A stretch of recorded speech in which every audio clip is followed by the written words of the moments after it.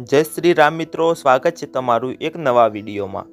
મિત્રો, આજે આપણે ગુજરાતના પ્રખ્યાત વ્લોગર એટલે કે દમુ અને પલક વચ્ચે ઝઘડો થયો છે અને ઝઘડો એટલી હદે થયો છે કે બંને છૂટાછેડા લેવાનું વિચારી રહ્યા છે।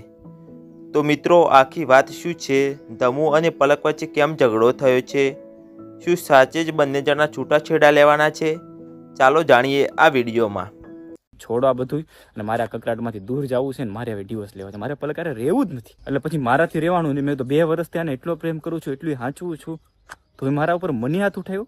અત્યારે મારે અને પલકને ડિવોર્સ લેવા પડ્યા છે। પછી મેં એને સમજાવી કે પલક, આ વસ્તુ આ વ્યાજબી નથી, એમ આ વસ્તુ નથી કરાતી। હું તને એકલા 1.5 વર્ષથી સમજાવતો હોઉં કે તું આ વસ્તુ ન કરે, એમ તો નાની નાની વાતમાં ગુસ્સો આવે, બધું થાય, પણ માણસ સાથે રહેતા શીખ। અને એ વાતને એને મોટી બનાવી અને પછી રોવા લાગી। એટલે રોવા લાગી હું ખીજાણો, આપણે હું અહીંયા હરિદ્વાર રોવા માટે આવ્યા છીએ। એનો હાથ પકડ્યો તો મને એને મારી લીધું। આ પછી પલકે મને હાથ જોટાવીને મારામાં નખ માર્યો અને મને ધોલ મારી। એટલે પછી મારાથી રહેવાનું નહીં। મેં તો 2 વર્ષ ત્યાં એટલો પ્રેમ કરું છું, એટલું સાચવું છું, તો એ મારા ઉપર મને હાથ ઉઠાવ્યો, મારી હું ભૂલ? એટલે પછી મેં મારા એને ભૂલમાં ધોલ મરાઈ, ગુસ્સામાં તો એ વાત મોટી બની પછી કે મારે કાંઈ જવું નથી, મારા મમ્મીના ઘરે જવું, તમને છોડી જાઓ, મારા કકરાટમાંથી દૂર જવું છે ને મારે હવે ડિવોર્સ લેવા છે, મારે પલકારે રહેવું જ નથી। આવી બધી પ્રોબ્લેમ થઈ। ઘણા રિલેશન સાચવવાની કોશિશ કરી હતી, પણ ન સાચવાના। મારી ભૂલ શું હતી ખબર?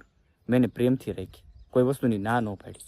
બાકી માણસ એ રીતના લગ્ન થઈ જાય ને પછી છોકરીને એ રીતના રાખે, એને દાબમાં રાખે, હું કહું એમ જ કરવાનું છે તારે, તો રિલેશન સારા હાલે। અને મારું મન એવું હતું કે ભલે ને મારી હારે છોકર બુદ્ધિ છે તો સમજી જશે આજે નહીં તો કાલે। પલકને મને ખબર નથી કે આવા રિલેશનમાં મારે ડિવોર્સ પણ દેવો પડશે, બધું રાખવા છતાં।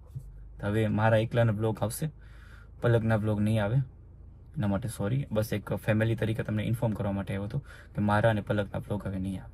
તો મિત્રો, દમુભાઈ અને પલકનો ઝઘડો તેઓ હરિદ્વાર ગયા ત્યારે થયો હતો અને દમુભાઈએ છૂટાછેડા આપવાનું કારણ પણ બતાવી દીધું છે। હવે જોઈએ છે કે તેમના છૂટાછેડા થાય છે કે નહીં, અને કોણ કોણ મિત્રો તેમના છૂટાછેડાથી નાખુશ છે તે કોમેન્ટ કરીને જણાવજો। આગળની અપડેટ માટે ચેનલને સબસ્ક્રાઈબ જરૂર કરી લેજો। ફરી મળીશું એક નવા વિડીયો સાથે, ત્યાં સુધી બધાને જય માતાજી।